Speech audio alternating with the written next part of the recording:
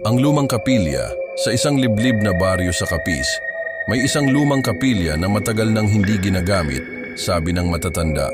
Kapag sumapit ang 12:00 ng gabi, may maririnig na kampana mula rito, kahit matagal nang walang kampana ang kapilya.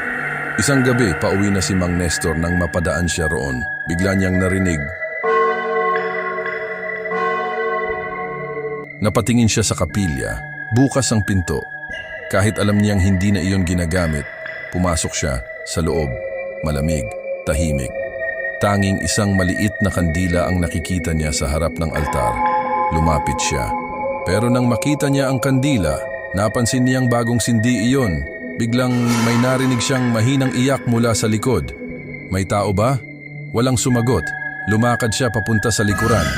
At doon niya nakita ang isang babaeng nakaluhod, nakatalikod sa kanya. "Miss, okay ka lang?" Unti-unting tumayo ang babae at nang lumingon ito, wala itong mukha. Napaatras si Mang Nestor. Biglang bumukas ng malakas ang lahat ng bintana ng kapilya.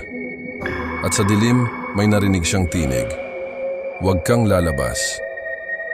Tumakbo si Mang Nestor papunta sa pinto. Pero bago siya tuluyang makalabas, narinig niya ang 3 malalakas na katok sa likod niya. Hindi na siya lumingon. Kinabukasan, pinuntahan ng mga taga-baryo ang lumang kapilya. Sarado ang pinto, pero sa sahig, may nakita silang mga bakas ng paa na parang tao. Pero pabaliktad ang direksyon ng mga daliri.